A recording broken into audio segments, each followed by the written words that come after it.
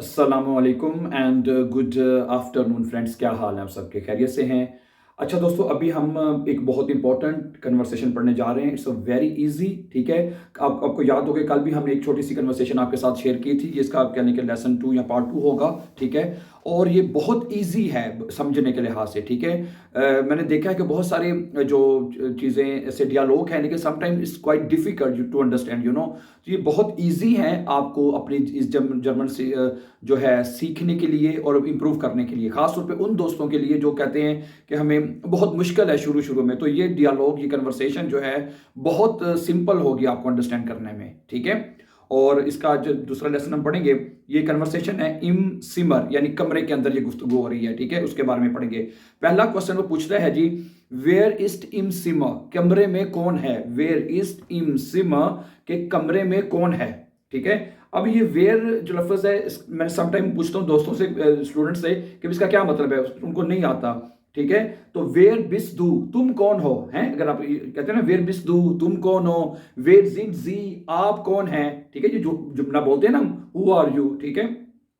तो वेयर हम उस सूरत में भी इस्तेमाल करते हैं। वेयर बिस दू, वेयर जिन जी, आप कौन है, ठीक है। आगे कहते हैं, इसका अंतपुट देता है, देर फाटर उन दी मूटर जिंद दारिन, के फाटर यानी बाप और अम्मी जो हैं, अब्बू और अम्मी जिंद दारिन वहां हैं, यानी कमरे में हैं, ठीक है। तो दारिन उसने लिख दिया, तो यानी इसके मुराद यानी कमरे में हैं, ठीक है। आगे चलें। जिंद देर ग्रोसफाटर und die Großmutter auch im Zimmer, क्या ग्रोसफाटर यानी दादा, उन दी ग्रोसमुटर जो दादी है, मैं auch im Zimmer, क्या वो भी कमरे में है। तो वो क्या कहता है, नाइन जी जी nicht darin, नहीं वो वहां नहीं है, ठीक है। आगे चले, नंबर 3 पे कहते हैं, वेर इस्ट sonst noch im Zimmer, कमरे में और कौन है। वो कहता है, देर ओंकल und die Tante, यानी अंकल और ठांटे, देर जोन बेटा, उनका बेटा, und die Tochter sind auch darin, ठीक है। Uncle, aunty und der Sohn बेटा, und die Tochter और बेटी sind auch darin, वहां पे हैं, ठीक है। अगला सवाल देखें, was tun der Vater, was tun der Vater und die Mutter, बाप और माँ क्या कर रहे हैं। was tun, was macht, जैसे मैंने कल भी बताया था, आप ये भी कह सकते हैं was macht और was tun है, लेकिन माखन आएगा फिर, क्योंकि दो लोग हैं, फाटर और मुटर, ठीक है। was machen der Vater und die Mutter, okay. तो यहां पे आप कह सकते हैं was tun der Vater und die Mutter, बाप और माँ क्या कर रहे हैं। der Vater und die Mutter यानी बाप और माँ sitzen बैठे हुए हैं, am Tisch यानी जो टिश पर बैठे हुए हैं, und schreiben और लिख रहे हैं, ठीक है। der Vater und die Mutter sitzen am Tisch, यानी कि वो टिश पर बैठे हैं, und schreiben और लिख रहे हैं। आगे चलें। अगला सवाल क्या जी, number 5, sitzen der Junge und das Mädchen auch am Tisch, क्या जुंगे यानी लड़का और जो लड़की है वो भी उसमें टिश पे बैठे हुए हैं, ठीक है। तो अब ये फिक्रा इंटेरोगेटिव है, फिक्रा यानी कि क्वेश्चन किया जा रहा है, तो वर्ब शुरू में आ जाएगा, ठीक है। जब आपने क्वेश्चन करना होता है प्रेजेंट टेंस में, तो वर्ब को शुरू में लिख दिया जाता है, ठीक है। sitzen der Junge und das Mädchen auch am Tisch, क्या कहता है, nein sie sitzen auf dem Sofa, वो सोफे पर बैठे हुए हैं।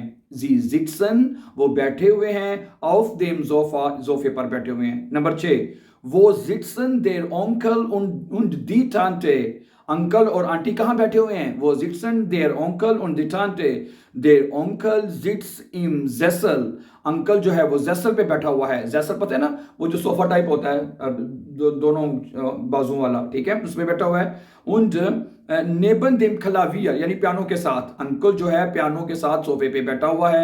die Tante sitzt, टांटे बैठी हुई है, am Klavier यानी पियानो पे, यानी पियानो के ऊपर नहीं, तो पियानो के साथ जो सीट होती है उधर बैठी हुई है, ठीक है। die Tante sitzt am Klavier und spielt, और वो बजा रही है, ठीक है, पियानो बजा रही है यानी कि, ठीक है।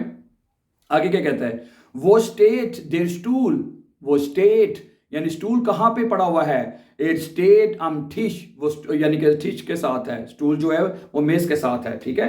इट स्टेट वो है, पड़ा हुआ है, ठीक है, am Tisch यानी टिश के साथ, टिश पे, ठीक है।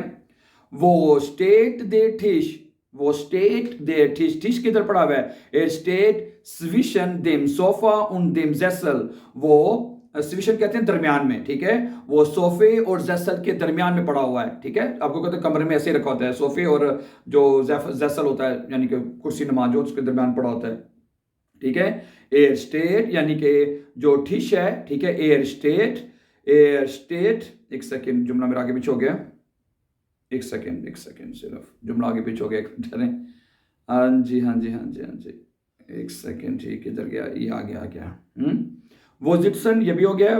वो स्टेट दे ठिश एर स्टेट स्विशन देम जोफा उन देम जैसल, ठीक है। 9वां जुमला पढ़ने जा रहे हैं हम अब आगे ना, ठीक है। वो स्टेट दस जोफा, सोफा कहाँ पड़ा हुआ है, वो स्टेट द सोफा, जी सोफा के एर स्टेट अन देयर वांट, एर स्टेट अन देयर वांट, वो दीवार के साथ है, सोफा जो है वो दीवार के साथ है, अन देयर वांट। आगे 10वां, स्टेट एस नेबन देम फेंस्टर, क्या वो खिड़की के साथ है, स्टेट एस, ठीक है, स्टेट एस नेबन देम फेंस्टर, क्या वो खिड़की के साथ है। 9, निस्ट नेबन देम फेंस्टर, खिड़की के साथ नहीं है, जोंडन नेबन दे ट्यूर, वो दरवाजे के साथ है, नेबन दे ट्यूर, वो दरवाजे के नेबन है यानी उसके साथ है। आगे चलें, was tut das Kind, बच्चा क्या कर रहा है, was tut das Kind, बच्चा क्या कर रहा है। Er spielt auf dem Fußboden, er spielt auf dem Fußboden यानी कि वो फर्श पर खेल रहा है, ठीक है। आगे चलें, वो spielt es, वो कहाँ खेल रहा है, er spielt unter dem Tisch, वो मेज के नीचे खेल रहा है। आप देखोगा जो छोटे बच्चे होते हैं वो ममन खेलते खेलते ठिश के नीचे चले जाते हैं, ठीक है। उंटर मैंने होता है नीचे, ठीक है। Er spielt unter dem Tisch, वो ठिश के नीचे खेल रहा है। आगे 13वां देखें, वो स्टेट दी लाम्पे, लाम्पे किधर पड़ा हुआ है, लैंप किधर पड़ा हुआ है, जी स्टेट ऑफ देम फुसबोर्डन, वो फर्श के ऊपर पड़ा हुआ है, हिंटर देम जैसल यानी कि सोफे के पीछे, जैसल के पीछे, उन फोर देम फेंस्टर, और खिड़की के सामने, फोर देम फेंस्टर, ठीक है, खिड़की के सामने है, फोर देम फेंस्टर, ओके।